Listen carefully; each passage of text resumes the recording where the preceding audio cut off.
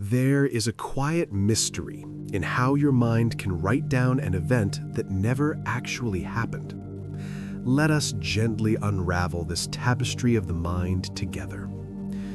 Contrary to the vividness of your own experience, human memory does not function like a video camera recording your life on tape. As you settle in for this relaxing exploration, a gentle touch on the subscribe button ensures you will always find your way back to these calm nights of learning. When you recall the past, you are not retrieving a static file from a dusty shelf in the library of your mind. Instead, you are engaging in a creative act known to psychologists as reconstructive memory. Every single time you bring a memory to the surface, your brain effectively rebuilds the scene from scratch, piecing together scattered fragments of sensory data, emotion, and logic. It is less like rewatching a movie and more like assembling a mosaic where the tiles change shape slightly with every use. This flexibility is a remarkable feature of a highly adaptive brain, allowing us to update our understanding of the world, yet it leaves the door ajar for illusion. You might vividly picture a childhood toy as bright red, feeling the certainty of it in your bones, only to discover an old photograph proving it was blue. The conviction you feel is genuine, even if the detail is entirely fabricated. This happens because the brain prioritizes the gist or the general meaning of an event over the precise details. If a specific piece of the puzzle is missing, your mind often invents one that fits the context, sewing it so seamlessly into the fabric of the past that you cannot see the stitching. We are not merely observers of our history, but the constant editors of it. This phenomenon suggests that what we consider to be our autobiography is actually a living, breathing narrative that shifts softly in the night, blurring the line between what truly occurred and what we simply believe to be true. To understand how this blurring occurs, we must look at the physical architecture of the brain itself. We often comfort ourselves with the metaphor of a library or a secure video archive, imagining that a memory is a dusty book sitting on a shelf waiting to be pulled down and read exactly as it was written years ago. We operate under the assumption that unless the book is damaged by age or disease, the text inside remains immutable, preserving the truth in suspended animation. However, neuroscientists have discovered that this filing cabinet model is fundamentally incorrect. The biological reality is that the act of remembering is not an act of retrieval, but an act of creation. When you summon a memory of a childhood afternoon, your brain does not play back a single continuous file located in one specific sector of the mind. Instead, it engages in a complex, lightning-fast construction project. It pulls the visual elements from the visual cortex, the emotional resonance from the amygdala, and the auditory fragments from the temporal lobes, stitching them together in the present moment to form a cohesive whole. This process is biologically expensive and physically transformative. Every single time a memory is accessed, the neural pathways holding that information are reactivated, and crucially, they become temporarily unstable. This phenomenon is known in neuroscience as reconsolidation. For a memory to persist after you have finished thinking about it, your brain must actively store it again, a process that requires the synthesis of new proteins and the strengthening of synaptic connections. During this brief window of instability, while the memory is essentially open on the desktop of your mind, it is incredibly vulnerable to alteration. It becomes soft, like wet clay or cooling wax. If you were in a different mood when you recall the event, or if someone suggests a detail that wasn't there, your brain weaves these new elements into the old structure without you noticing. A helpful way to visualize this is to compare your memory to a Wikipedia page. As you read through the entry, you might unknowingly tweak an adjective, change the color of a shirt, or adjust the sequence of dialogue based on your current perspective. The brain does not save this new version as a separate draft. It overwrites the previous file. The next time you access that memory, you are not recalling the original event, but rather the memory of the last time you remembered it. You are recalling the edit. Over years and decades, a memory that is visited frequently becomes a copy of a copy of a copy, drifting further from the original reality with each visitation. This biological imperative, the necessity of rewriting the past in order to store it, forms the structural foundation for false memories. But biology is only half the story. To fully understand the illusion, we must look at the limitations of how we perceive the world before it even becomes a memory. There is a pervasive and stubborn intuition that the human mind operates like a high-fidelity video camera. We often feel as though we walk through life with a lens wide open, recording a continuous, linear stream of footage that gets stored on a reel in the back of our heads, ready to be played back exactly as it occurred. However, this analogy is not just slightly inaccurate, it is fundamentally wrong.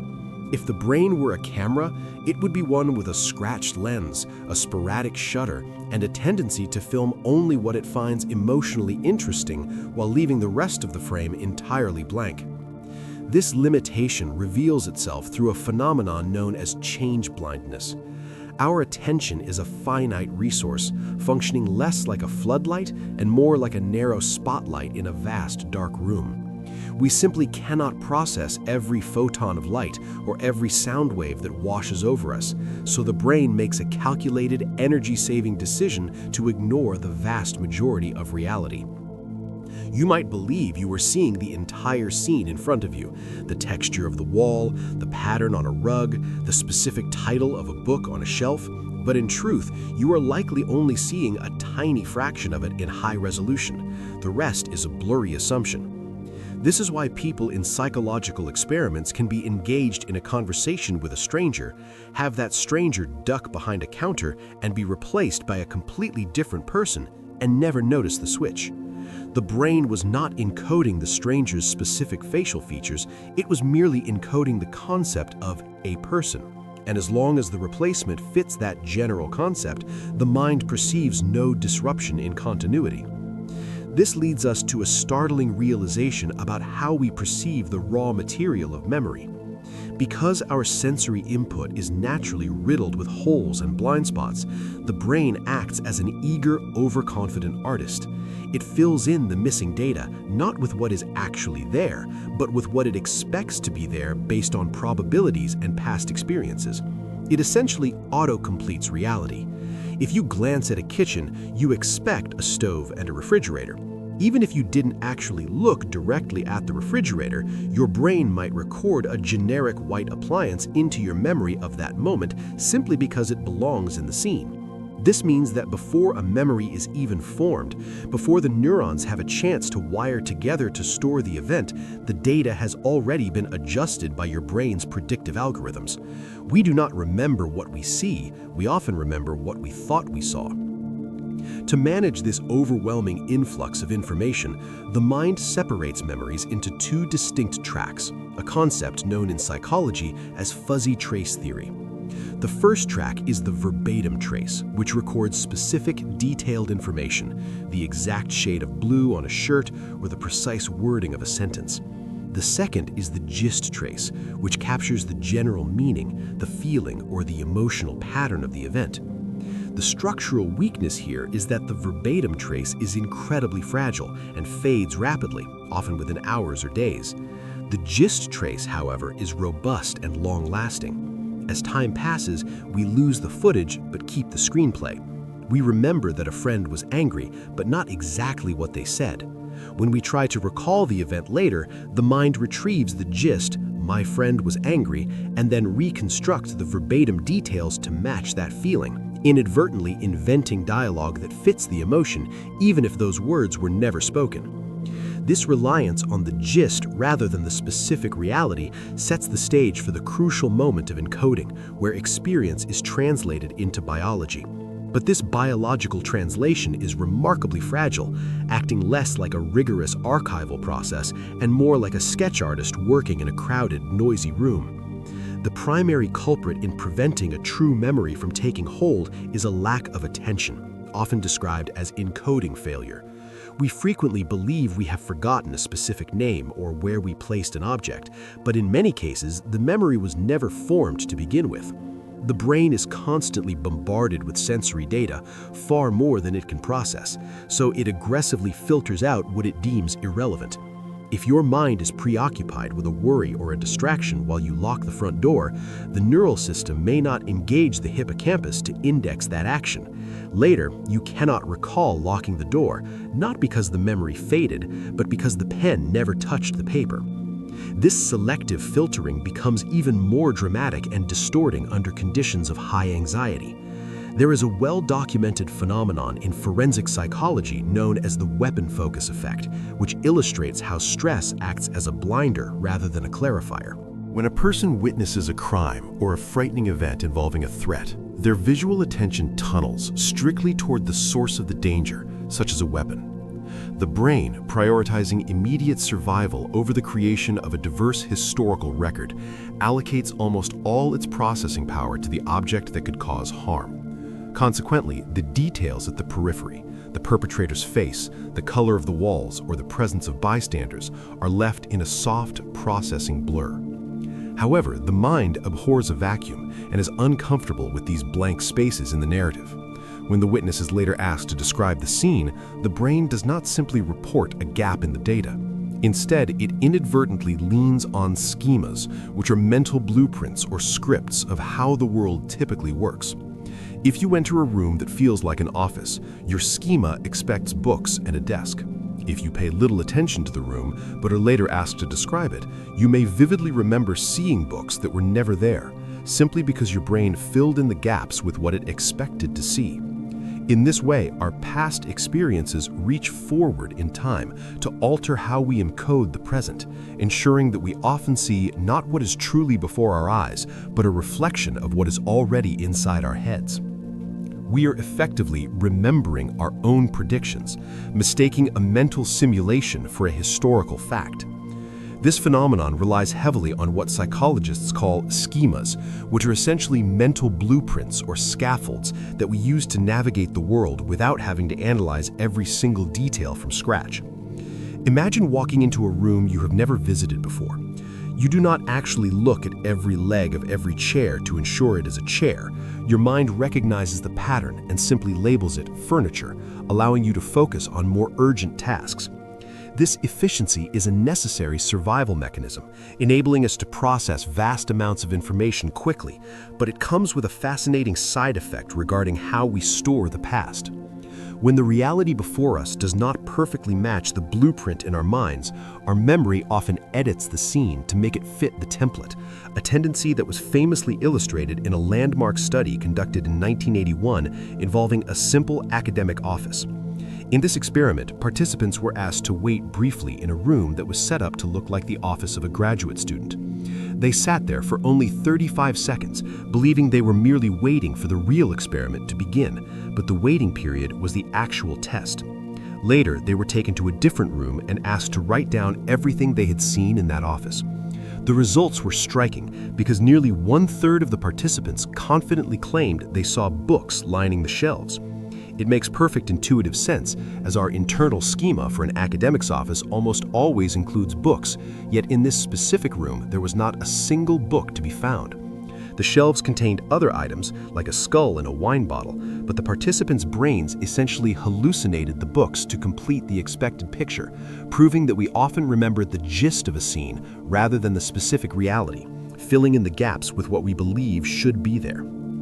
This reliance on prediction moves beyond just physical objects and extends to events through what are known as scripts. Just as a theatrical script tells actors what to say, our mental scripts tell us how certain events typically unfold, whether it's a visit to a doctor or a dinner at a restaurant. If you try to recall a specific dinner from a year ago, you might vividly remember looking at the menu, ordering, eating, and paying the bill. However, it is entirely possible that you did not actually look at the menu that night because you ordered a regular favorite, yet your memory inserts the looking at the menu scene because that is what belongs in the dining script. We constantly smooth over the jagged edges of reality to create a cohesive story, sacrificing accuracy for narrative flow. The implications of this editing process are profound, suggesting that memory is not a biological video recorder, but rather a creative reconstruction that is vulnerable to suggestion and revision. This specific realization set the stage for one of the single most significant shifts in psychological history, led by a researcher who would go on to challenge the legal system and the very nature of truth by demonstrating just how easily these mental scripts can be rewritten by outside forces. To understand the fragility of these scripts, we must turn to the mid-90s and a groundbreaking experiment conducted by Elizabeth Loftus, a figure who stands as a titan in the field of cognitive psychology. She sought to answer a question that seems almost impossible. Can you take a healthy adult and convince them that they experienced a specific, slightly traumatic event in childhood that never actually occurred?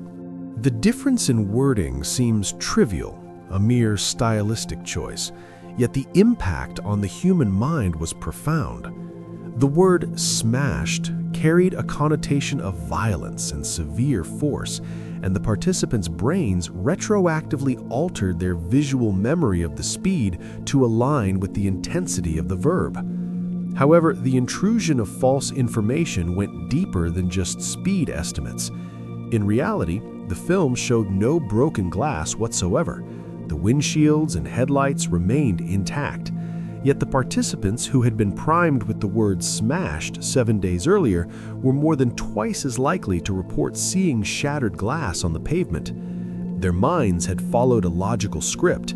If cars smash into each other at high speeds, there must be destruction. To make the memory coherent and complete, the brain inserted the detail of broken glass, creating a hallucination of debris that felt as real as the cars themselves. This drive for coherence explains why our memories are so fragile when discussed with others. We are social creatures, and we often synchronize our memories to match the group consensus, a phenomenon known as memory conformity. If you and a friend witness an event, and your friend confidently mentions a detail you did not see, perhaps that a person was wearing a red hat, your brain is likely to accept this input to fill in your own gaps. We prefer a complete shared story over a fragmented solitary truth. The brain acts less like a stenographer recording every distinct keystroke and more like a film editor, constantly cutting and splicing scenes to ensure the narrative flows smoothly, even if it means using footage that never actually existed. This editing process reveals one of the most fascinating and common glitches in the human operating system, a phenomenon known as a source monitoring error. It is a somewhat technical term for a very simple, very human frailty. We are excellent at remembering what we learned, but we are often terrible at remembering where we learned it. Imagine your mind as a vast ancient library where thousands of new scrolls and books are deposited every single day. The librarian, which we might think of as your hippocampus, is frantically running around, picking up these new pieces of information and shoving them onto shelves to keep the system organized.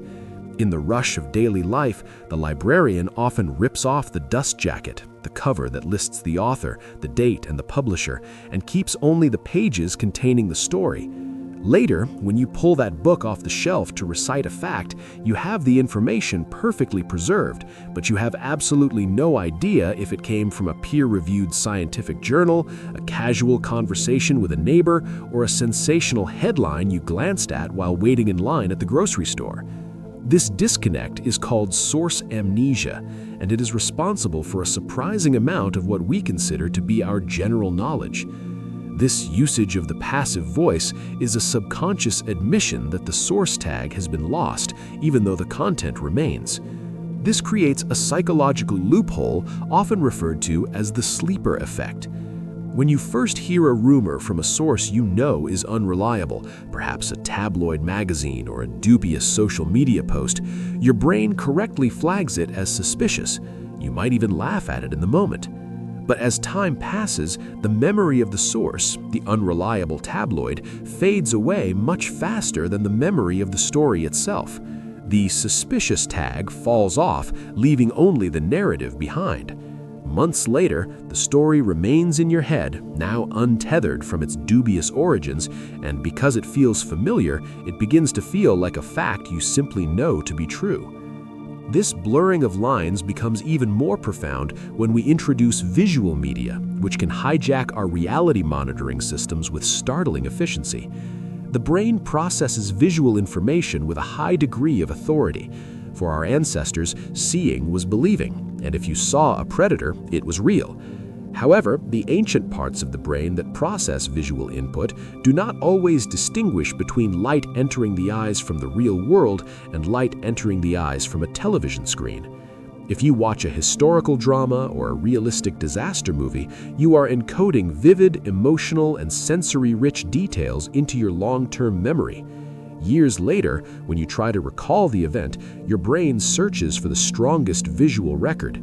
Because Hollywood movies are often filmed with better lighting, clearer angles, and more dramatic structure than chaotic reality, the cinematic images are often easier to retrieve.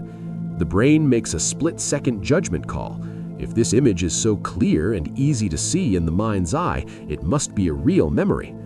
This is why many people vividly remember seeing news footage of historic events that were never actually broadcast, or why we might attribute a quote to a historical figure when it was actually written by a screenwriter decades later. The mind prefers a good story with high-definition visuals over a grainy, fragmented reality, prioritizing narrative coherence over strict sourcing. This suggests that a significant portion of our autobiography is actually a collage, seamlessly blending things we have done with things we have merely watched. This leads us toward an even more delicate boundary, where the mind doesn't just borrow from movies, but actually begins to manufacture reality from scratch using its own creative potential. This creative potential sometimes leads us into a fascinating psychological territory known as cryptomnesia, a term derived from the Greek words for hidden and memory. It occurs when a forgotten memory returns without being recognized as such, causing the person to believe it is something entirely new and original. It is essentially a form of unconscious plagiarism, a glitch where the brain retains the information, a melody, a plot point, a clever phrase, but completely loses the source tag attached to it. You might experience a sudden burst of inspiration, feeling the warm glow of a eureka moment, never realizing that you are simply recalling something you heard in passing years ago. One of the most famous examples of this phenomenon occurred with the former Beatle George Harrison. In the early 1970s, he released his massive hit, My Sweet Lord, which he honestly believed was a divine inspiration born from his own musical experimentation. In the resulting legal proceedings, the judge concluded that Harrison had not intended to steal the music. Instead, he had fallen victim to his own mind. He had heard the earlier song, filed it away in the deep recesses of his subconscious, and when he retrieved it later, his brain presented it as a fresh, original creation. This experience is not limited to musicians, it haunts writers as well. The renowned activist Helen Keller experienced a heartbreaking instance of cryptomnesia as a child. Keller was devastated, as she had deeply and honestly believed the words were her own. This demonstrates how permeable the wall is between what we take in and what we put out. We are constantly absorbing the world around us, and sometimes the pieces we absorb become so integrated into our neural architecture that we mistake them for our own inner voice. It forces us to ask how much of our imagination is truly ours, and how much is simply a collage of forgotten influences waiting to be rediscovered. This confusion highlights a failure in what psychologists call source monitoring, leaving us with a floating idea that feels intimately ours, yet carries the ghostly weight of a past we cannot quite place. From that ghostly weight of misplaced origins, we drift into an even more specific, yet universally baffling phenomenon that suggests our internal timeline is not as rigid as we believe. We call it déjà vu, a French phrase meaning already seen, and it stands as one of the most common glitches in the human mind, affecting roughly 2/3 of the population at least once in their lives. It is the sudden, arresting sensation that the current moment, this exact conversation, the angle of the light, the specific hum of the room, has happened before in precise detail. You feel a distinct certainty that you know exactly what will be said next, not because you are predicting the future, but because your brain insists you are remembering the past.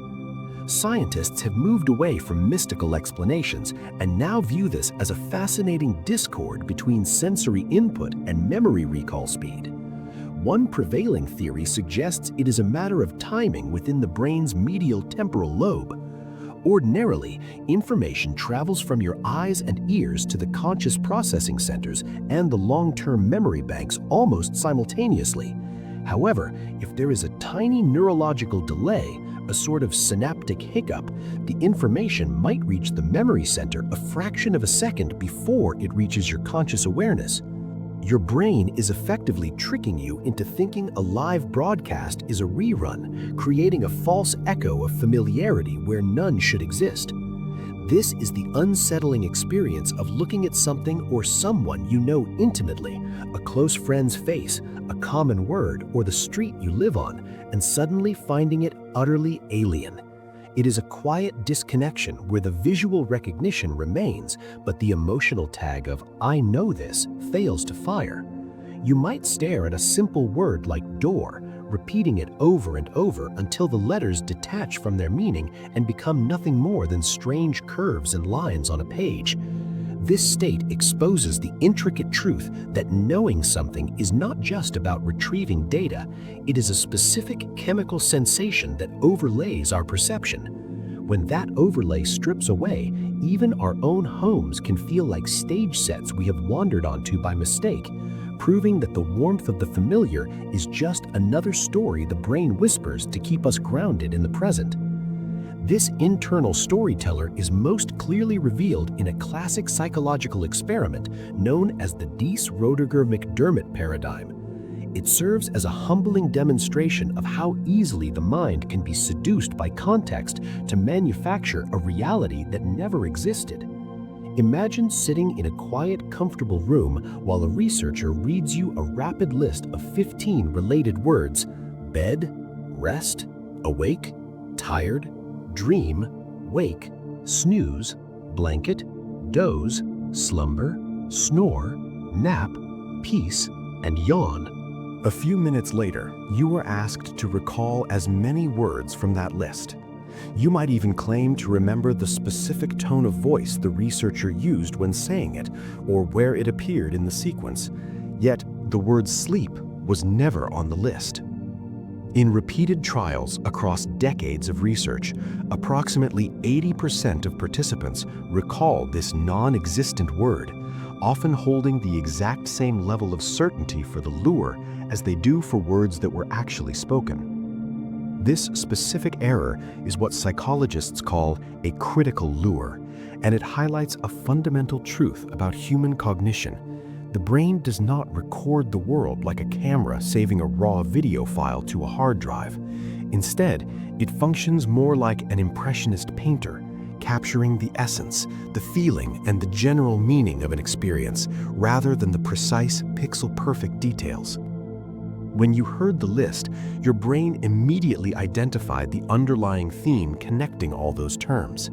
It recognized the concept of sleeping, and to save cognitive energy, it stored the gist of the list rather than the individual acoustic items. The word sleep sits at the very center of that semantic network, pulling all the other words together like gravity, so the brain assumes it must have been there. This suggests that memory is reconstructive by design, building the past out of likelihoods and associations rather than raw data. We prioritize a coherent story that fits our understanding of the world over a disjointed collection of facts. This mechanism is usually efficient, allowing us to navigate life without getting bogged down in minutiae, but it leaves the door open for subtle fabrications. If the mind can vividly manufacture a word merely because it fits a theme, one begins to wonder about the rigidity of the memories we hold most dear. This brings us to a specific, deeply felt class of recollections known as flashbulb memories. The term itself is evocative, suggesting a camera shutter snapping shut at a moment of high drama, searing an image onto the film of our minds with perfect, high-resolution clarity. These are the memories of where we were when the world changed, the assassination of a president, a space shuttle tragedy, or the events of September 11th. We often feel that we can replay these moments like a documentary, recalling the texture of the carpet we were standing on, the exact time on the clock, or the specific words news anchor used. We hold these snapshots with a sense of absolute certainty, believing them to be immune to the decay that erodes our memories of what we had for lunch last Tuesday. However, psychology tells a different, far more unsettling story about these preserved moments. Consider the famous study conducted immediately following the Challenger space shuttle explosion in 1986. Two researchers, Ulrich Neisser and Nicole Harsh, recognized the magnitude of the event and realized it offered a rare opportunity to test the reliability of flashbulb memories in real time. Within 24 hours of the tragedy, they asked a group of students to write down exactly where they were, who they were with, and what they were doing when they heard the news. 2.5 years later, they asked the same students to answer the same questions. The results were startling. Despite the participants claiming they remembered the event vividly, less than 10% of their accounts matched their original reports entirely. Many of the students had completely rewritten the narrative of their own lives without realizing it. Some who had originally reported hearing the news in a classroom now vividly remembered seeing it on television in a dorm room. When the researchers showed the students their own handwritten journals from the day of the explosion, undeniable physical proof of the original memory, the students were often dumbfounded.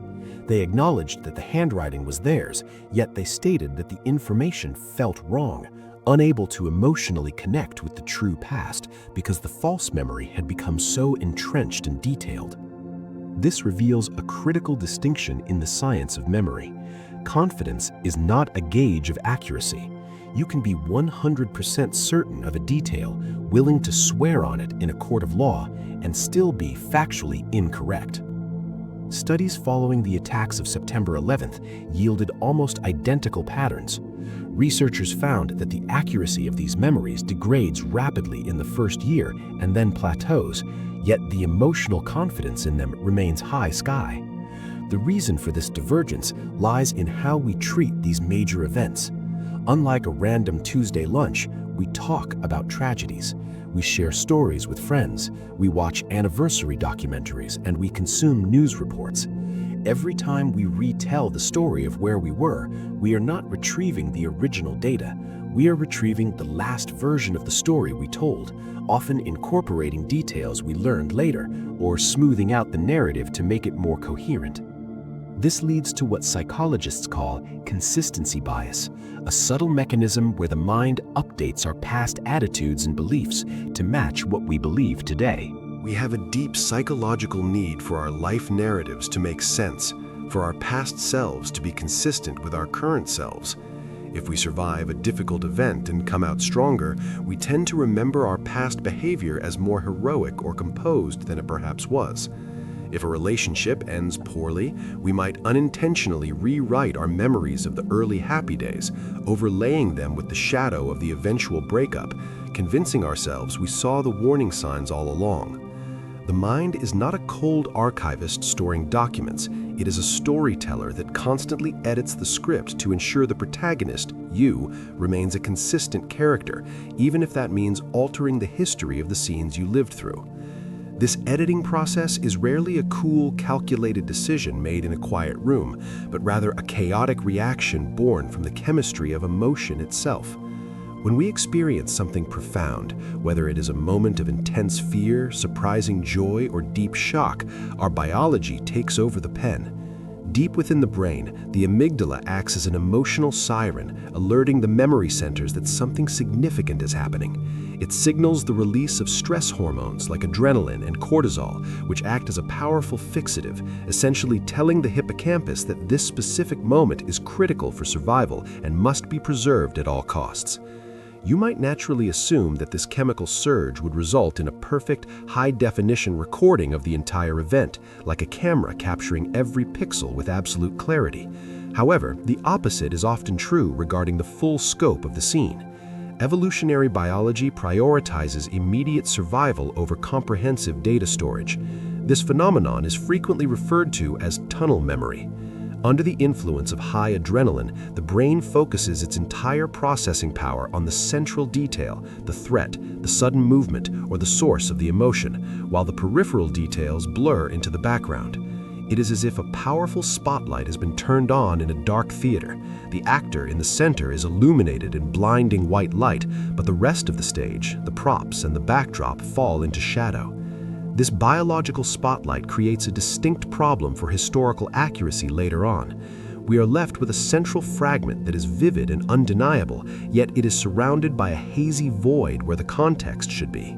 The danger lies in how the mind handles that void. Because the human brain abhors a vacuum, it does not leave those shadowed areas empty. When you later try to recall the event, your mind unconsciously fills in the missing peripheral details, the color of a shirt, the time of day, or who else was standing nearby, using probable guesses or information acquired after the fact. The most deceptive part of this chemical equation is that the intensity of the emotion convinces us that the entire memory is accurate. We naturally conflate the sharpness of the feeling with the sharpness of the facts. Because we remember the fear or the excitement so viscerally, we assume we must also remember the face of the bystander or the sequence of events correctly, even though the brain never actually encoded those details in the first place. In this way, strong emotion acts as a double-edged sword. It cements the core of the experience so firmly that we feel we could never forget it, while simultaneously degrading the accuracy of the surrounding details. This leaves the door wide open for false components to slip in unnoticed, creating a memory that feels incredibly real, anchored by genuine emotion, yet populated by ghosts and details that were never truly there. At the heart of this conflict was a seductive and terrifying idea, the theory of massive repression. This theory posited that the human mind possesses a safety mechanism so powerful it can take a traumatic event, often one repeated over years, and completely wall it off from conscious awareness, burying it deep within the psyche to allow the individual to function, only for that memory to resurface decades later, perfectly preserved, like a pristine fossil dug up from the mental sediment. During the 1990s, this narrative took hold of the cultural imagination, driven by a genuine desire to help those suffering from unexplained anxiety, depression, and eating disorders. The prevailing wisdom among many clinicians at the time was that if a patient suffered from these symptoms but had no memory of trauma, the trauma must be hidden. This assumption led to the widespread use of memory recovery techniques, which we now understand were inadvertently designing the perfect blueprint for false memories. Techniques like hypnosis, guided imagery, and dream interpretation were employed to bypass the conscious gatekeepers of the mind. Patients were encouraged to visualize what might have happened or to imagine a scenario where abuse occurred under the guidance of a trusted authority figure who assured them that these vague feelings were evidence of a forgotten history. The tragedy of this era lies in the mechanics of how the brain processes visualization. When a person is deeply relaxed and encouraged to visualize a scene repeatedly, the brain begins to lay down sensory tracks, sights, sounds, and emotions that are strikingly similar to the tracks laid down by actual perception. If a therapist asks a client to imagine a specific frightening scenario to see how it feels, the client creates that mental imagery. If they repeat this exercise week after week, the source of that image begins to fade. This is known as source confusion error, and in the context of the memory wars, it resulted in thousands of individuals recovering detailed, horrific narratives of rituals and crimes that forensic evidence later proved physically impossible. These were not lies in the traditional sense, as the individuals genuinely believed them and felt the concomitant pain and horror, yet the events had never taken place. This leads us to the crucial distinction that eventually calmed the storm of the memory wars, the difference between ordinary forgetting and the clinical concept of repression. Science has shown us that traumatic memory behaves very differently from the repression model. In cases of verifiable trauma, such as those experienced by war veterans or victims of documented accidents, the clinical challenge is almost never that the victim has total amnesia of the event. Rather, the hallmark of trauma is the inability to forget. This is the reality of post-traumatic stress disorder, or PTSD. The brain, flooded with stress hormones during a catastrophe, over-encodes the central details of the danger to ensure the organism never forgets the threat. These memories are often intrusive, relentless, and vividly present, playing on a loop that the survivor desperately wishes they could turn off. While it is true that victims might avoid thinking about the event or forget peripheral details due to the narrowing of attention, the idea that the mind creates a total, watertight seal around years of recurring abuse, leaving the person with no knowledge of it until a therapy session unlocks it, contradicts our fundamental understanding of how the amygdala and hippocampus respond to danger. The mind is designed to prioritize survival, and forgetting the location of the predator is rarely a survival strategy. While the brain is generally wired to retain high-stakes information to ensure our survival, there is a curious and universal exception found in the very first chapter of every human life. We call this phenomenon infantile amnesia, the total absence of memories from our infancy and early toddlerhood. Despite what many might believe, this void in our personal history is not a failure of the mind, but rather a side effect of its rapid construction. During the first 2 to 3 years of life, the hippocampus, that crucial processor responsible for cataloging our experiences, is undergoing a state of hyperdevelopment. It is generating new neurons at such an explosive rate that it essentially overwrites the intricate connections required to store long-term data.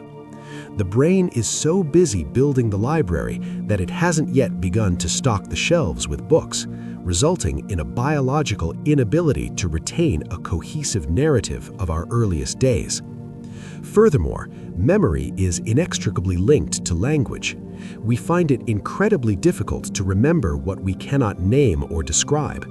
Before a child develops the vocabulary to say, "I am eating a sweet apple," the experience is merely a sensory wash of taste and texture, unanchored by the linguistic tags that allow us to file the event away for later retrieval. Without the scaffolding of language, the I, the autobiographical self, has not yet fully formed, leaving us with a blank slate where our beginning should be. Yet, despite this biological barrier, many of us hold on to vivid, cherished scenes from when we were just 1 or 2 years old. We might recall the color of a specific blanket, the view from a crib, or the feeling of being held at a first birthday party. Cognitive scientists suggest that these are rarely direct recordings of the event. Instead, they are visualizations constructed from family lore. We sit at the dinner table as children, listening to our parents recount the story of how we splashed in the bath or dropped a cake, and our eager, imaginative brains instantly paint a picture to match the words. Over time, that mental painting solidifies, the source of the story is forgotten, and the visualization is filed away as a genuine memory. This leads us to a crucial inquiry for you to ponder as you relax. If you search the archives of your mind for your absolute earliest memory, is it a moving, sensory experience, or does it feel strangely static? I invite you to share in the comments if your first memory might actually be a mental projection of a favorite childhood photograph rather than the event itself. It is a common realization that the memory is actually just a recollection of the picture frame on the mantle. Photographs are powerful agents of false memory because they provide a concrete visual scaffold that the brain prefers over the hazy abstractness of the past. When we look at a childhood photo, we are not remembering the moment the shutter clicked, we are remembering the act of looking at the photo. Eventually, the brain merges the two, discarding the experience of holding the album and keeping only the image. A telltale sign of this fabrication is the perspective. If you recall a childhood event and you can see yourself in the memory, viewing your small body from a third-person perspective as if you were a camera floating in the room, it is almost certainly a reconstruction. True memory is first person. We see the world through our own eyes, not from across the room. We unknowingly trade the authenticity of the forgotten moment for the comfort of a constructed narrative, allowing us to have a beginning, even if we had to write it ourselves. This phenomenon of self-authorship has a name in the quiet corridors of psychological research: imagination inflation. It is a concept that sounds almost whimsical, like a balloon expanding with air, but it describes a profound mechanism of the human mind where the simple act of imagining an event increases our confidence that it actually occurred. When we visualize a scenario, we are not merely watching a movie on the back of our eyelids. We are actively laying down neural tracks that mimic the footprint of genuine experience. Consider how easy it is to picture a scene you have never lived. If asked to close your eyes and imagine knocking over a punch bowl at a wedding, you can likely summon the image. You can see the splash of red liquid, hear the gasp of the crowd, and perhaps even feel the sticky residue on your hands. In the 1990s, researchers famously tested this malleability. They gathered a group of participants and asked them to vividly imagine a specific, somewhat traumatic childhood event that had never actually happened to them, breaking a window with their hand. The participants were guided to visualize the sensory details, the jagged spiderweb of the cracks, the sound of shattering glass, the adrenaline of the mistake. Later, after a period of time had passed, these same individuals were asked to rate the likelihood that this event had truly occurred in their childhood. A significant number of them, having simply imagined the scene once or twice, began to believe it was a fact of their history. They incorporated the broken window into the biography of their lives, not as a fiction they had constructed, but as a memory they had retrieved. This happens because the neural line between perceiving the world and imagining it is incredibly thin. Brain imaging studies have shown that when you look at a real object, like a red apple, your visual cortex lights up in a specific pattern. Remarkably, when you close your eyes and simply visualize that same red apple, the brain activates almost the exact same regions. To your neurons, seeing and imagining are dialects of the same language. The brain processes the internal image with such fidelity that over time, the source tag, the little mental footnote that says, "I imagined this," fades away. What remains is the content itself. We are left with the vivid image of the broken window or the spilled punch, stripped of its context as a visualization exercise. We mistake familiarity for truth. The more often we replay the simulation, the more familiar it becomes, and in the economy of the mind, familiarity is the currency of reality. This internal confusion is fascinating enough when contained within a single mind, but the implications become even more intricate when we realize that memory is rarely a solitary activity. We share our stories, we reminisce with friends, and in doing so, we unwittingly participate in a cross-pollination of the past, where false memories can drift from one person to another like seeds carried on the wind. When we sit around a dinner table or gather by a fireplace to trade stories from the good old days, we assume we are simply retrieving individual files from our mental archives and displaying them for the group. But psychology suggests that this act of storytelling is actually a process of editing. We are social creatures, and our brains are wired to synchronize with the people around us, not just in mood and behavior, but in the very reality we perceive. This phenomenon is known as the social contagion of memory, or more formally, memory conformity. It describes the fascinating and slightly unsettling tendency for people to alter their own recollections to match the accounts of others. Consider a situation where two friends witness a minor event, perhaps a street performer juggling in the park. One friend mentions with absolute conviction that the juggler was wearing a red hat. The other friend initially remembers a blue hat, or perhaps no hat at all. However, because we naturally trust the confidence of our peers, the second friend's brain begins to doubt its own record. In an effort to resolve the dissonance, the mind quietly overwrites the original sensory data. The blue hat fades, replaced by the vivid red hat described by the companion. Later, after a period of time had passed, these same individuals were asked to rate the likelihood that this event had truly occurred in their childhood. A significant number of them, having simply imagined the scene once or twice, began to believe it was a fact of their history. They incorporated the broken window into the biography of their lives, not as a fiction they had constructed, but as a memory they had retrieved. In controlled studies where participants watch a video of a crime and are then allowed to discuss it with a co-witness who introduces intentional errors, a staggering percentage of people will incorporate those errors into their formal testimony. They do not believe they are lying, they believe they are remembering. Have you ever found yourself in a conversation where you nodded along to a memory you didn't quite have, only to find it crystallizing in your mind moments later? This urge to agree is likely an evolutionary adaptation. For our ancestors, social cohesion was often more critical to survival than strict objective accuracy.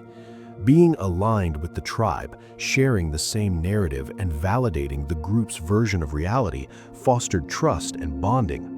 It was safer to agree on the location of the lion, even if the details were slightly wrong, than to be the outcast who insisted on a different truth. Consequently, we prioritize consensus over correctness. The brain treats memory as a collaborative project, a wiki page where authorized users, our friends and family, can make edits. This collaborative inhibition means that groups often recall less information correctly than individuals working alone, yet they feel far more confident in their shared story. The collective narrative becomes the truth, smoothing over the rough edges of individual nuance. This mechanism of social reinforcement doesn't just affect small groups, it can scale up to encompass entire populations, leading us toward one of the most baffling mysteries of modern psychology. This baffling mystery is now universally known as the Mandela effect, a term coined by paranormal researcher Fiona Broome to describe a phenomenon where a significant portion of the population creates a consensus reality that contradicts the historical record. It is not merely a matter of forgetting a detail, it is the shared, vivid recollection of an event that never occurred. The phenomenon is named after the former South African president, Nelson Mandela. Thousands of people around the world share a distinct, specific memory of Mandela dying in prison during the 1980s. They can recall the funeral broadcast on television, the mournful eulogies and the riots in the streets. Yet in our current timeline, Nelson Mandela was released from prison, served as South Africa's president, and lived until the year 2013. The dissonance between this specific memory and the recorded facts is so jarring that it feels less like a mental error and more like a glitch in the fabric of reality itself. This sense of displacement is perhaps most famously felt in the aisles of children's libraries. An entire generation of readers grew up following the adventures of a family of bears living in a treehouse. When confronted with this reality, people often feel a physical sensation of shock as the visual pattern in their mind refuses to align with the object in front of them. The cognitive science behind this is rooted in pattern recognition. Stein is a rare suffix in surnames, whereas stain is common. The brain, in its efficiency, simply overwrites the anomaly with the familiar pattern, and over decades of reinforcement, that correction hardens into a false fact. We see this same mechanism of collective editing in our shared pop culture history. Luke, I am your father. It is one of the most quoted lines in cinema history, referenced in comedies, t-shirts, and playground games. Yet the line does not exist. Darth actually says, "No, I am your father." The name Luke was added by the collective consciousness to provide context to the quote when spoken outside the film, and eventually the modified version replaced the original in the public archive of memory. We smooth over the dialogue to make it more rhythmic, more poetic, and that improved version becomes the truth we remember. While it is fascinating to entertain the idea that we have collectively slid into an alternate dimension where spellings and scripts are slightly different, a multiverse theory that has gained traction in online communities, the explanation offered by psychology is perhaps even more profound.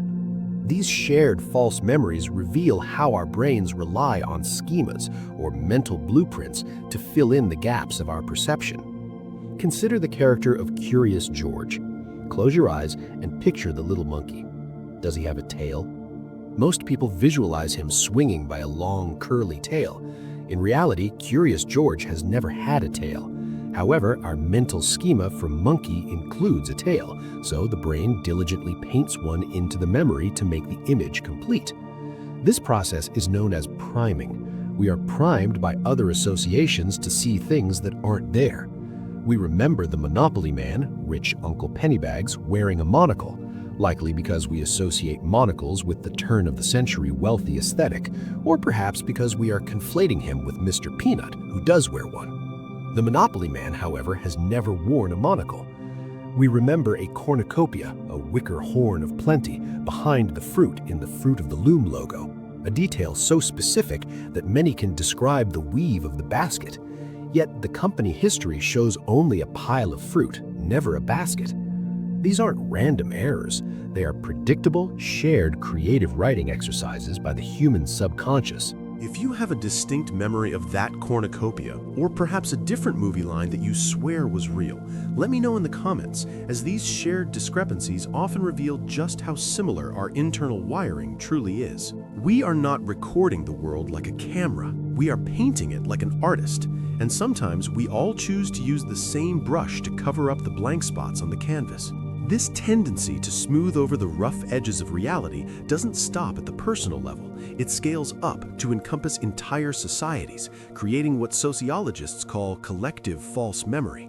Just as an individual might unconsciously polish a childhood memory to make themselves the hero of the story, nations often remember their own histories through a lens of romantic idealism rather than rigid accuracy. We see this clearly in the way historical figures are calcified into statues and legends, their complexities washed away by the passage of time until only a simplified, symbolic memory remains. Consider the famous Midnight Ride of Paul Revere, a story ingrained in the American consciousness. The bereft sound of the British are coming. It is a cinematic, auditory memory that millions share. Yet historical records indicate this never happened. The mission was a covert operation requiring absolute silence to avoid the patrolling British sentries. Shouting such a warning would have resulted in immediate capture. The phrase itself is a later invention, and Revere was just one of several riders that night. Yet our cultural memory has edited the script to feature a single protagonist delivering a dramatic line, largely due to a poem written by Henry Wadsworth Longfellow nearly a century after the event. The poem replaced the history, overriding the factual record with a memory that felt emotionally truer, even if it was factually false. We see this same mechanism at work in the visual library of our minds. When we think of historical events, we often aren't remembering the event itself or even a description of it, but rather a famous painting or a scene from a Hollywood movie that we have subconsciously filed away as documentary footage. If you imagine the sinking of the Titanic, you likely visualize scenes crafted by James Cameron, replacing the terrified confusion of the actual night with a structured, romanticized narrative. The fiction becomes the scaffold upon which we hang our understanding of the past. This brings us to a fascinating paradox of the human condition. We value truth, yet our brains are wired to prioritize narrative cohesion. We prefer a story with a beginning, middle, and end, inhabited by clear heroes and villains, over the messy, chaotic, and often boring reality of how events actually unfold. This is why apocryphal quotes stick so firmly. We want Marie Antoinette to have said, "Let them eat cake," because it perfectly encapsulates the aloofness of the aristocracy, even though there is no evidence she ever uttered those words. The collective mind writes the character it needs, and the false memory becomes a cultural artifact more durable than the truth. But while these cultural misrememberings are relatively harmless, serving mostly to build national identity or simplify history lessons, the implications of our malleable memory become far more critical when we step out of the history books and into the courtroom. If a whole society can be convinced of an event that never occurred simply because it makes for a good story, what happens when the freedom of an individual rests on the memory of a single witness? We must now turn our attention to the high-stakes environment of the legal system, where the fragility of human memory is not just a philosophical curiosity, but a matter of life and death. In the quiet solemnity of a courtroom, there is perhaps no moment more dramatic or more devastatingly effective than when a witness raises a hand, points across the room, and declares with absolute certainty that they are looking at the person who committed the crime. We are culturally conditioned to view this as the gold standard of evidence. After all, if someone saw it with their own eyes, lived through the experience, and swore an oath to tell the truth, our intuition tells us that their memory must be accurate. It feels like a closed loop, a definitive ending to the mystery. However, legal scholars and psychologists have spent decades unraveling this assumption, revealing that the courtroom is often a theater where the fragility of human memory plays out with tragic consequences. When we look at the data regarding wrongful convictions, the numbers paint a startling picture of this fallibility. The Innocence Project, an organization dedicated to exonerating individuals who have been wrongly imprisoned, has found that eyewitness misidentification is by far the leading cause of these miscarriages of justice. In their analysis of convictions eventually overturned by DNA evidence, a staggering percentage, nearly 70%, involved eyewitnesses who were mistaken. These were not witnesses who were lying. They were ordinary people who truly believed they were telling the truth, unaware that their minds had quietly edited the footage of their own past. This brings us to a fascinating and somewhat unsettling psychological phenomenon known as unconscious transference. This occurs when a witness identifies a suspect not because they saw them committing the crime, but because the face feels familiar from a completely different context. The brain, in its constant effort to make sense of the world, recognizes the face but misplaces the setting. A bystander at the scene, or even someone the witness saw in a coffee shop days earlier, can get cut and pasted into the memory of the crime itself. One of the most famous examples of this involves the Australian psychologist Donald Thompson, who was arrested and placed in a lineup for assault. The victim identified him with complete confidence. However, Thompson had an ironclad alibi. At the exact time the crime was committed, he was appearing on a live television broadcast. Later investigation revealed that the victim had been watching that very broadcast in the room where she was attacked. Her trauma had caused her mind to merge the face on the television screen with the terrifying event happening to her, creating a composite memory that felt entirely real. It is a profound reminder of how the mind does not simply record reality, it constructs it, often borrowing fragments from different times and places to build a cohesive narrative. This construction process becomes even more chaotic under conditions of high stress. There is a common misconception that traumatic events are burned into our memories with high-definition clarity, like a flashbulb going off in a dark room. While we might vividly remember the emotion of the moment, the details are often the first thing to dissolve. When a person is threatened, the brain's survival mechanisms take over, flooding the system with adrenaline and cortisol. This triggers a narrowing of attention known as tunnel vision. The mind stops recording the peripheral details, the color of a shirt, the height of a perpetrator, or the specific shape of a face, and hyper-focuses on the immediate threat to survival. This leads to a specific phenomenon known as the weapon focus. If a crime involves a gun or a knife, the witness's eyes are instinctively drawn to the weapon, often to the exclusion of everything else. The brain prioritizes tracking the object that can cause harm, leaving the face of the person holding it in a soft blur. Later, when asked to recall the perpetrator, the witness may find a void where those features should be. In the pressure of a police interview, the subconscious mind may dutifully fill that void with the closest available match, perhaps a face from a lineup that vaguely resembles the blurred memory, locking in a false certainty that can last a lifetime. This is not a failure of character, but a feature of biology. The brain is designed to survive the moment, not necessarily to testify about it years later. It forces us to ask ourselves, in moments of high anxiety, do we ever really see what we think we see? Or are we merely watching a reconstruction directed by our fears? This leads us to a distinct and often unsettling psychological phenomenon known as the confidence accuracy gap. We naturally assume that the more vividly we recall a detail and the more certainty we feel in our gut, the more likely it is to be true. It feels intuitive that a hazy memory is suspect, while a sharp, unwavering one is solid fact. Nowhere is this assumption more critical or more potentially misleading than in a courtroom. Legal history is filled with moments where a witness sits on the stand, looks a jury in the eye, and declares with absolute conviction that they will never forget the face of the perpetrator. It is a powerful moment. Human beings are social creatures, and we are hardwired to trust confidence. We interpret a lack of hesitation as a lack of error. However, decades of research have revealed that confidence is not a reliable barometer of truth. A witness can be 100% certain and still be 100% wrong. The feeling of certainty is a separate emotional state from the retrieval of information, yet our minds blend them together until they feel indistinguishable. In controlled studies, the correlation between how sure a witness feels and how accurate they actually are is surprisingly weak, often non-existent in high-stress scenarios. Psychologists have identified a primary culprit for this artificial inflation of confidence, termed the post-identification feedback effect. It suggests that our memories are not sealed vaults, but rather permeable, living things that react to the world around them long after the event has passed. Consider a scenario where a witness views a police lineup.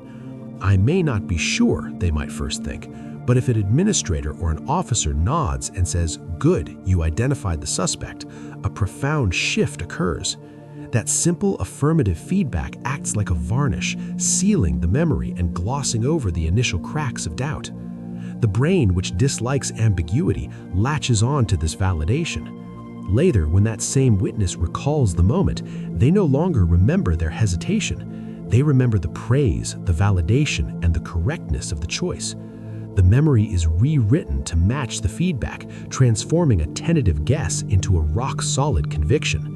We effectively convince ourselves of a truth that didn't exist until someone else told us we were right. When we think of a police lineup, we often imagine a row of 6 people standing against a wall while a witness peers through one-way glass trying to identify a perpetrator. For decades, this simultaneous presentation was the standard. Yet psychologists have discovered that it acts as a breeding ground for false memories due to a mental shortcut known as relative judgment. When a witness views all the suspects at the same time, their brain naturally tends to compare the individuals to one another, rather than comparing each individual solely to their memory of the event. If the actual culprit is not in the lineup, the witness rarely chooses no one. Instead, they select the person who is the closest match, effectively rewriting their memory to fit the best available option. To combat this natural drift toward error, researchers introduced the sequential lineup, a method where the witness is shown photographs or individuals one at a time. This forces the mind into a process of absolute judgment. The witness must make a decision about each person before seeing the next, preventing them from comparing candidates and picking the best one by default. It is a subtle procedural shift, yet it significantly reduces the rate of false identifications, protecting the memory from being contaminated by the lineup structure itself. However, the structure of the lineup is only half the equation. The person conducting it holds an immense, often invisible power over the witness's recollection. If the officer administering the lineup knows who the suspect is, they can unintentionally transmit that knowledge to the witness through microscopic behaviors. This is not necessarily corruption or malice, but rather the inevitability of human social signaling. A subtle nod, a prolonged pause when the witness looks at the right photo, or a slight shift in posture can serve as a confirmation cue. The witness, often anxious and eager to be helpful, subconsciously scans the authority figure for these signs. Once they receive that nonverbal nudge and select the suspect, and perhaps receive a verbal "good job" afterward, the confidence in their memory skyrockets. The face they selected becomes the face they remember, and the original memory is overwritten by the reinforced selection. This phenomenon of suggestion is so potent that it can even compel us to admit to actions we never took, creating what is known as an internalized false confession. In a classic experiment regarding this vulnerability, participants were typing on a computer and were warned not to hit the Alt key or the system would crash. The computer was programmed to crash regardless of what they did, and when it inevitably failed, the participants were accused of hitting the forbidden key. Initially, they denied it. However, when a Confederate witness simply said, "Yes, I saw you hit it," a staggering number of participants not only signed a confession, but went on to confide in others that they had ruined the experiment. Their mind, faced with social proof and authority, fabricated a distinct memory of a finger slipping onto the wrong key, a physical event that never took place, demonstrating that under the right pressure, we can be persuaded to remember our own guilt. This vulnerability becomes profoundly significant when we step out of the laboratory and into the high-stakes world of criminal justice. It leads to what psychologists call an internalized false confession, a tragic scenario where an innocent person does not merely capitulate to end an interrogation, but actually comes to believe they committed the crime. This goes beyond simple compliance, where a suspect knowingly lies just to escape a stressful situation or to go home and sleep. In an internalized confession, the boundaries of reality dissolve, and the individual's own memory is overwritten by the narrative provided by the authorities. The mechanism behind this is often rooted in a deep human need to trust authority figures and a loss of confidence in one's own perception. When a suspect is isolated, sleep-deprived, and subjected to high anxiety, their cognitive defenses weaken. If they are then presented with fabricated evidence, perhaps a claim that their DNA was found at the scene, or that a polygraph proved they were lying, the brain experiences a severe form of cognitive dissonance. The suspect knows they are innocent, yet the external proof says otherwise. To resolve this unbearable tension, the mind may begin to doubt itself, reasoning that if the evidence is there, the memory of the act must be missing. This creates a fertile ground for the suggestion of a blackout or a repressed memory. The interrogator may suggest that the event was so traumatic the suspect blocked it out, providing a logical framework for the innocent person to accept guilt without having a clear recollection. Slowly, the imagination fills in the gaps. The suspect begins to reconstruct the crime based on the details fed to them, visualizing scenarios that never happened until those visualizations feel like genuine memories. They begin to remember the layout of a room they never entered or the weight of a weapon they never held, effectively hallucinating their own guilt to align with the social reality being imposed upon them. We can actually see the seeds of this behavior in our everyday, low-stakes interactions. Think about a time in your own life when you were tired of a disagreement and just wanted peace. Have you ever admitted to leaving a light on or misplacing an item just to stop an argument, even though you were almost sure you hadn't done it? I would love to read about those small moments of surrender in the comments, as they reveal just how much we prioritize social harmony and relief over factual accuracy when we are drained. In the context of a false confession, that simple desire for relief is amplified by terror and exhaustion. The mind is trying to survive the immediate stress, and in doing so, it sacrifices the truth. It demonstrates that our autobiographical memory is not a pristine, unchangeable record, but rather a reconstructive process that is highly sensitive to the expectations of others. When the pressure is high enough, the human mind is capable of betraying itself, weaving a fiction so convincing that the creator of the story forgets they are the author. To understand how this internal betrayal occurs, we must look physically inward, past the psychological pressures, and into the biological machinery that constructs our sense of time. Deep within the brain's medial temporal lobe lies a small, curved structure resembling a seahorse known as the hippocampus. For decades, scientists viewed this organ as the hard drive of the human mind, the place where our video files of the past were permanently stored. However, modern neuroscience has revealed that the hippocampus is not the storage facility itself, but rather the librarian. It is the indexer, the essential catalog system that knows exactly where the scattered fragments of a memory are hidden across the vast landscape of the brain. When you experience a moment, perhaps a birthday dinner, the sights are processed in the visual cortex, the sounds in the auditory cortex, and the emotions in the amygdala. The hippocampus does not collect these sensory inputs and lock them inside itself. Instead, it creates a unique neural map, a temporary web of connections that links all these disparate regions together. It holds the index card that says the smell of vanilla, the sound of laughter, and the image of a blue candle all belong to that specific moment in time. However, this hippocampal index is not designed to be permanent. Over time, through a biological process known as systems consolidation, the hippocampus begins to teach the neocortex how to maintain these connections on its own.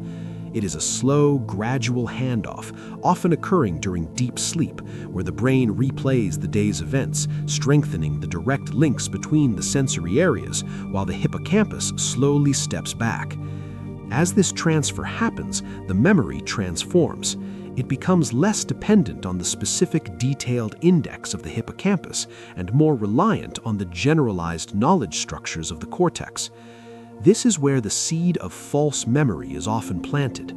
As the hippocampus relinquishes control, the memory loses its specific time and place tags, the precise context of the event, and becomes a gist memory. The mind trades accuracy for efficiency. It retains the general concept that you enjoyed a cake, but it may discard the specific detail of who served it. Later, when you try to recall that scene, the brain must reconstruct the event using the generalized information stored in the cortex. If the hippocampus is no longer strictly managing the blueprint, the brain acts as a creative editor. It notices a gap where the server should be, and it seamlessly fills that hole with a logical guess based on other experiences, perhaps inserting a family member who wasn't actually there. Case studies like those of Henry Molaison, or HM, after a surgery removed his hippocampus to cure epilepsy, Henry lost the ability to form new episodic memories. He lived in an eternal present, unable to encode the specific who, what, and where of his daily life. Yet while he could not remember facts, his case illuminated that the brain has multiple separate systems for memory. The breakdown of this delicate machinery shows us that memory is not a singular solid object, but rather a temporary assembly of parts. When the hippocampus, the editor-in-chief, is unavailable, or when its index cards have faded, the brain does not simply return a file not found error. Instead, it valiantly attempts to tell a complete story, pulling from imagination, suggestion, and logic to write a scene that feels real, even if it never happened. This relentless drive to construct a cohesive narrative continues even when the conscious world fades away and the body enters a state of rest. We often think of sleep as a passive act, a time when the mind powers down like a computer entering standby mode, but the biological reality is far more active and chaotic.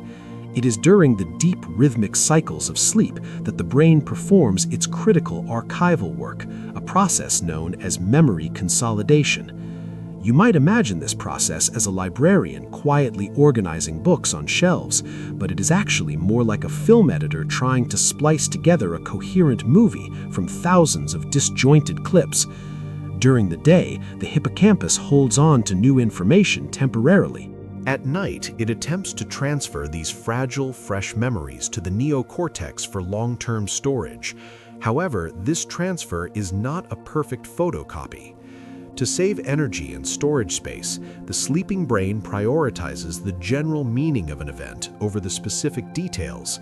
It strips away the context, the when and the where, and retains only the emotional core and the gist of what happened. This efficiency is exactly where the seeds of false memory are often sown. As the brain integrates new knowledge with old experiences, it looks for patterns and connections. If you learned about a specific topic during the day, your sleeping brain will search your existing library for related concepts to link it to. In doing so, it frequently merges distinct files. You might wake up remembering a conversation having happened at the beach because you've thought about the ocean that day, even though the conversation actually took place in an office. The brain, in its attempt to organize, has literally overwritten the background scenery of your memory because the two concepts were processed simultaneously during sleep. This blurring of lines becomes even more profound during REM sleep, the stage where our most vivid dreaming occurs. The prefrontal cortex, the part of the brain responsible for logic and reality testing, is largely offline during this phase, while the emotional centers are firing wildly. This creates a unique vulnerability known as source confusion. The experiences we have in dreams can be so visceral, so emotionally charged, that they leave a memory trace indistinguishable from waking life. Consider the common phenomenon where a person wakes up feeling genuinely angry or betrayed by a partner or a friend simply because that person committed a transgression in a dream. The logical part of the mind knows it was a dream, yet the emotional memory is encoded as real trauma. Over time, as the explicit memory of the dream fades, the emotional residue remains. Years later, you might recall feeling mistrusted by someone or remember a vague sense of conflict without realizing that the entire basis of that memory was a fabrication of the REM cycle. The deception can begin even before we are fully asleep. In the twilight zone between wakefulness and slumber, known as the hypnagogic state, the mind is prone to hallucinations that feel startlingly physical. This is where the brain might generate the sound of a voice calling your name, the sensation of falling, or the vision of geometric shapes or shadowy figures in the room. Because the subject is still partially awake, these hallucinations are often not categorized as dreams. Instead, they are frequently misfiled as genuine perceptual events. Many accounts of supernatural encounters or unexplainable phenomena are thought to be hypnagogic hallucinations that the mind, in its desperate need for explanation, has rewritten as concrete memories of external events.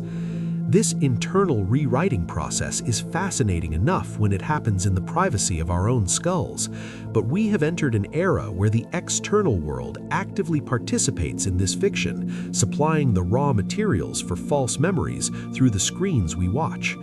We are living through a profound shift in human history where the tangible evidence we once relied upon, photographs and video recordings, can no longer be trusted as absolute anchors of truth.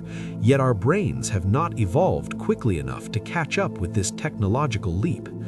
For generations, a photograph was treated by the human mind as a perfect analog for reality, a frozen slice of time that proved an event occurred exactly as depicted. But in the modern age of digital manipulation, this trust has become a vulnerability. Psychological researchers have demonstrated this through studies involving doctored images of public events, finding that when people are shown a fake, photoshopped image of a protest that never became violent, but the images were altered to show police using tear gas or crowds rioting. Later, when asked to recall the event, a significant percentage of people described the violence in vivid detail, claiming they remembered seeing it on the news at the time, effectively overwriting their original, correct memory of a peaceful event with the dramatic, fabricated narrative suggested by the single image.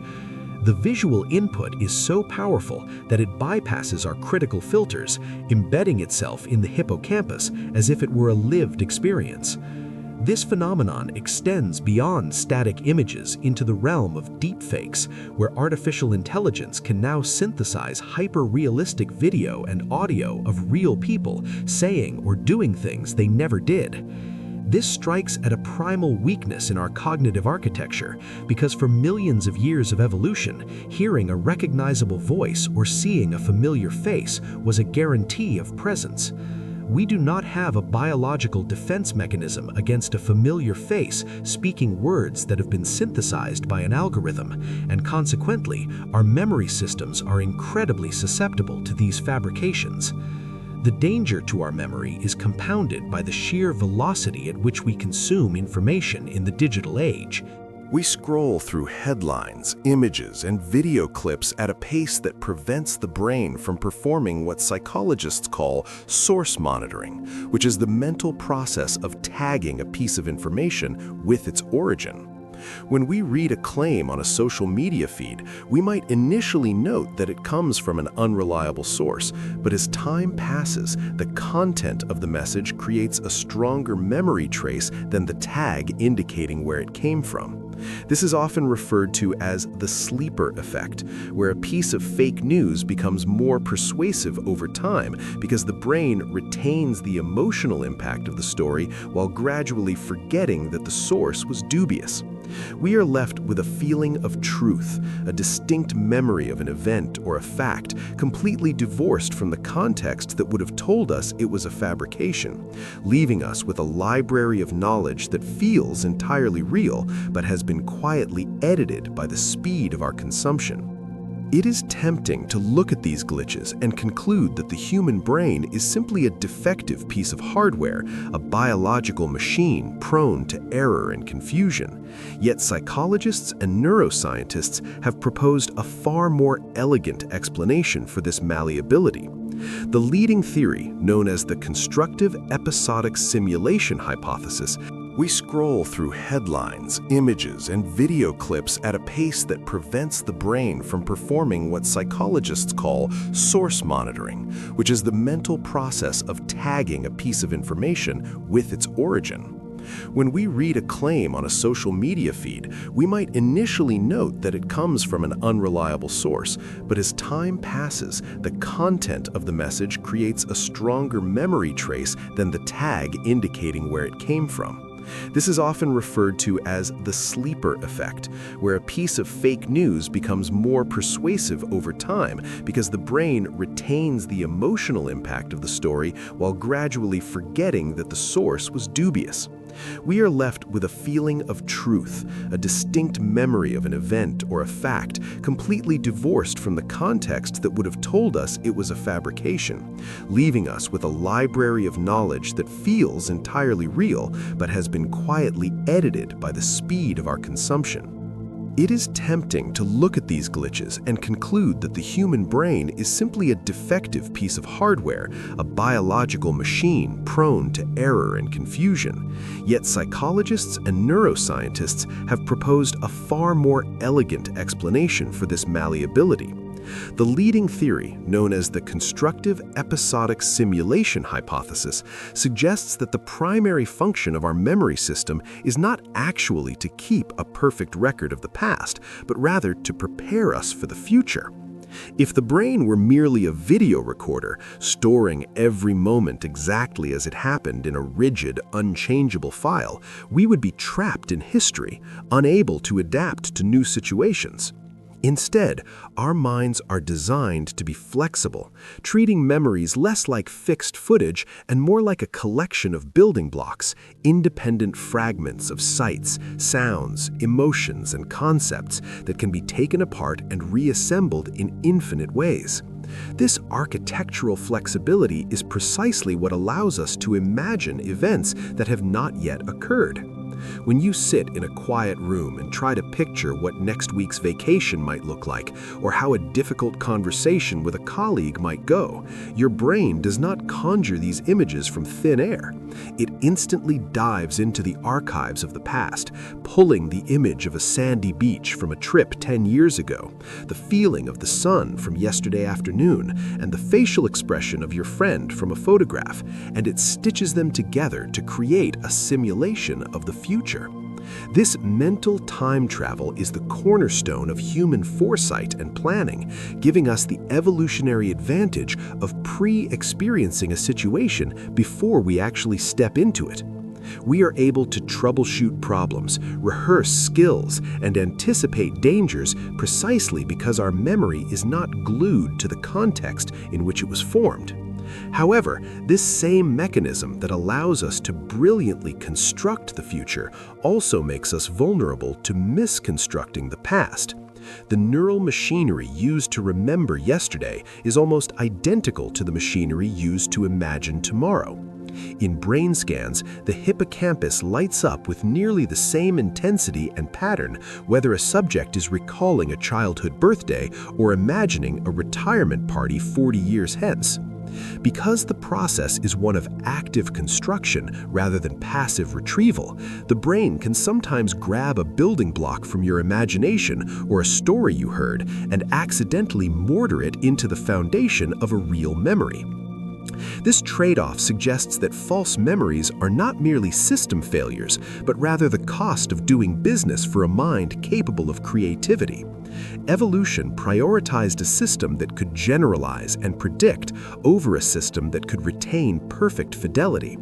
If our memories were absolute, retaining every trivial detail of every breakfast we ever ate with unyielding accuracy, we might find ourselves overwhelmed by data, unable to distinguish the significant patterns from the noise.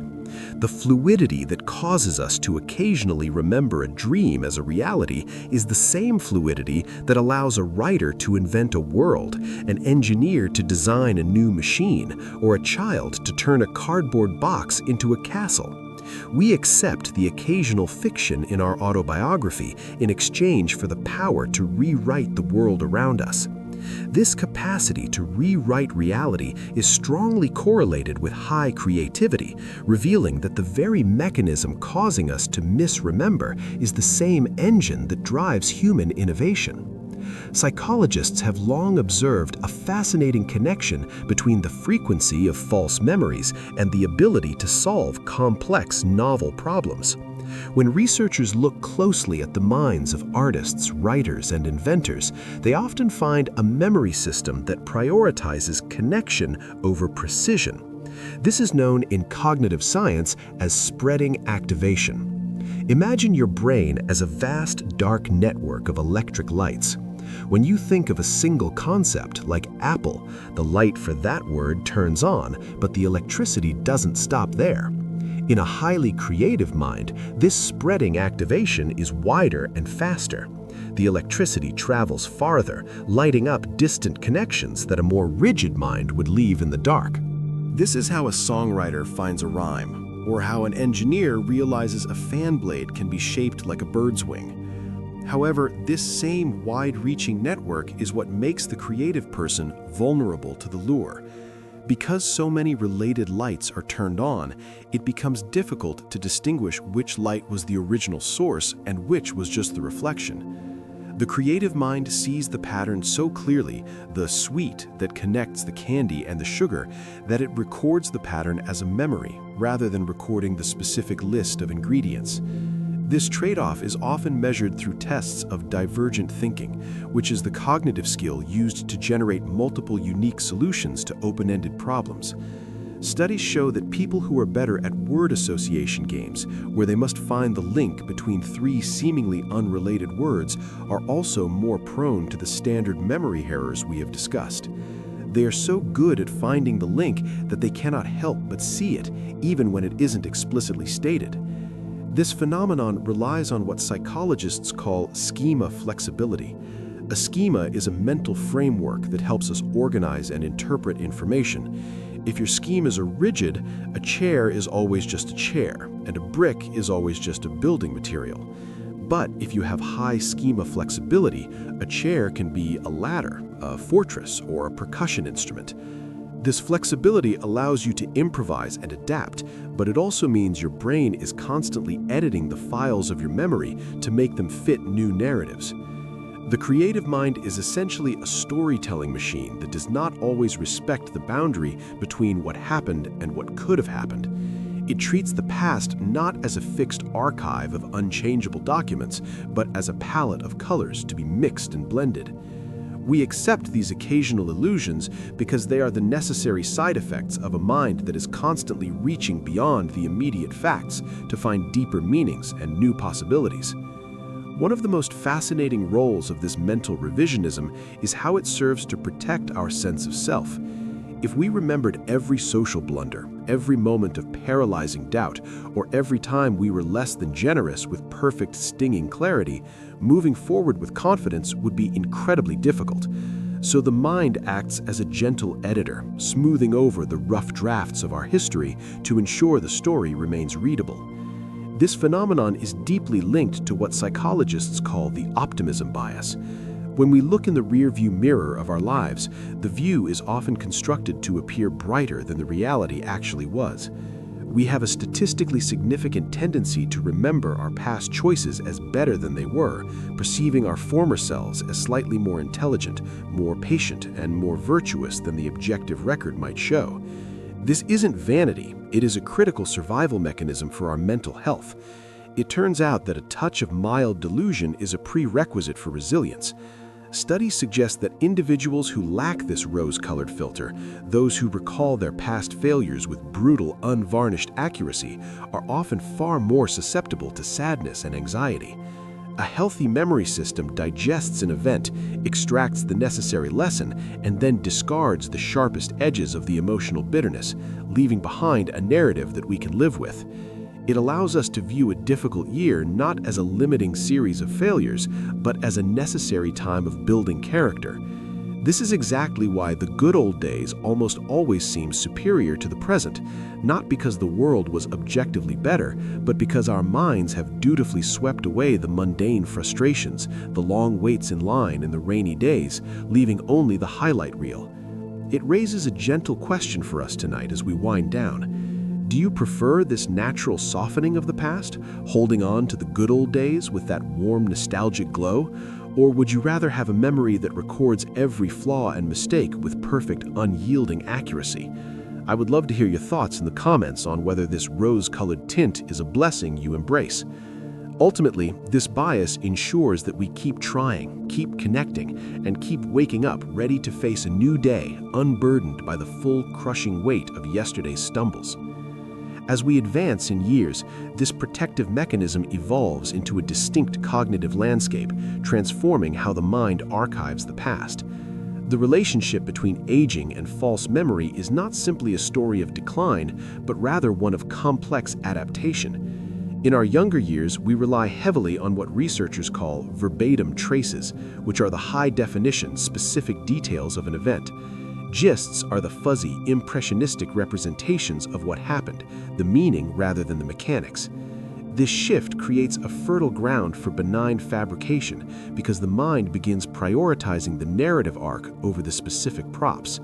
To compensate for slower processing speeds, the aging brain leans harder on schemas or mental blueprints to fill in the missing pixels of a memory. If an older adult recalls a visit to a doctor, they might vividly remember filling out a paper clipboard of forms, even if the entire process was actually digital, simply because the clipboard aligns with their long-held schema of a medical waiting room. The event of holding the clipboard never happened, yet the mind writes it down as fact because it fits the general logic of the situation. This reliance on general knowledge creates a susceptibility to familiarity-based errors, where if a detail feels familiar, the aging brain is more likely to accept it as a memory regardless of its source. Neuroscientific evidence suggests that as people age, the amygdala, the brain's emotional processing center, responds less intensely to negative stimuli while maintaining its response to positive ones. This is not just a failure to perceive the negative, but an active top-down regulation by the prefrontal cortex to prioritize emotional well-being. The mind begins to rewrite the script of life to be kinder, serving as a gentle editor for the soul. It might delete the harsh words spoken during an old argument, leaving only the resolution, or it might incorrectly attribute a funny story to a friend who has passed away, simply because that association brings warmth. In this way, the false memory serves a true purpose, maintaining a sense of continuity and contentment. It is a biological permission to let the scars fade while keeping the lessons, rewriting our personal history into a story that is easier to rest with.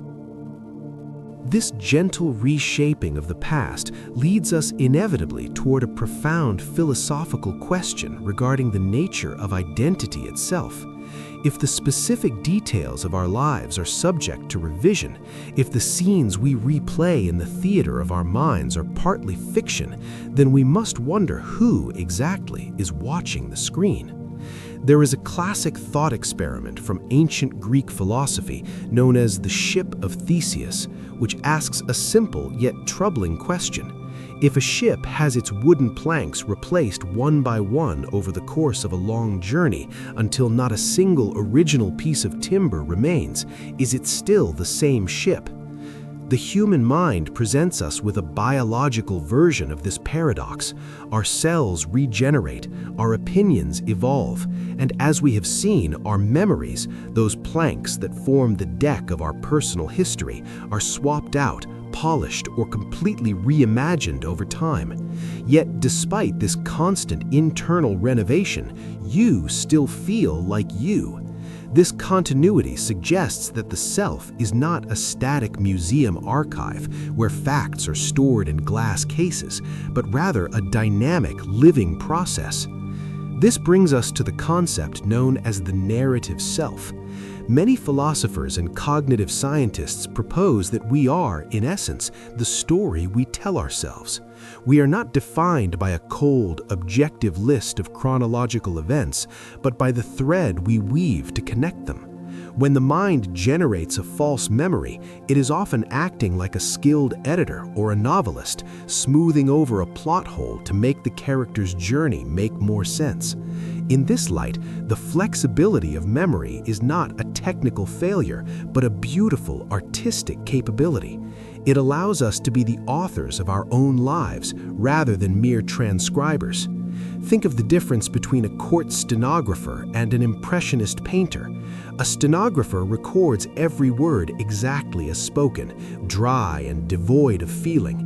An impressionist painter, however, captures the light, the mood, and the essence of a moment, perhaps blurring a sharp edge or enhancing a color to convey the truth of the experience rather than the geometry of the room. Our minds are painters, not stenographers. We remember the feeling of a summer afternoon, the warmth and the peace, even if we inadvertently invent the color of the picnic blanket or the specific song playing on the radio. This creative license allows us to maintain a coherent sense of self, turning the chaotic, disconnected moments of existence into a meaningful, continuous autobiography that flows gently from the past, through the present, and into the future, creating a stable platform for our consciousness to rest upon. Ultimately, this realization offers us a profound sense of grace regarding the fallibility of our own minds. We have journeyed together from the microscopic interplay of neurons and synapses to the grand psychological architecture of identity, discovering that the errors in our recall are not signs of broken machinery, but evidence of a deeply creative, adaptive system. The mind writes down events that did not happen because it is constantly trying to make sense of a complex world, filling in the quiet gaps with plausible details to create a seamless, comforting narrative of who we are. It prioritizes coherence over absolute precision, ensuring that we feel whole and grounded, even if the mortar holding the bricks of our history is a gentle mix of fact and fabrication. We are not defined by a cold, hard list of data points, but by the stories we tell ourselves about how we survived, how we loved, and how we grew. This creative flexibility is exactly what allows us to learn, to plan, and to empathize, proving that our capacity to imagine the future is inextricably linked to our capacity to reconstruct the past. As we embrace this softer, more fluid view of human memory, we can let go of the rigid need for absolute certainty and simply appreciate the wonder of consciousness itself. If you have found comfort in this exploration of the mind's quiet mysteries and wish to support more calming, educational content, I invite you to subscribe to this channel. allowing us to guide you through more soothing discoveries in the nights to come. For now, however, the time for analyzing, sorting, and remembering is drawing to a close. You can allow your inner storyteller to rest, or perhaps to switch genres, moving away from the linear constraints of the waking world and drifting gently into the abstract, floating realm of dreams. In that safe, velvet space, it no longer matters what is strictly true and what is beautifully imagined, for everything is allowed to simply be. Let the narrative of the day fade into the soft background, replaced by the rhythmic, peaceful silence of rest, as you drift deeper into a tranquil, restorative sleep.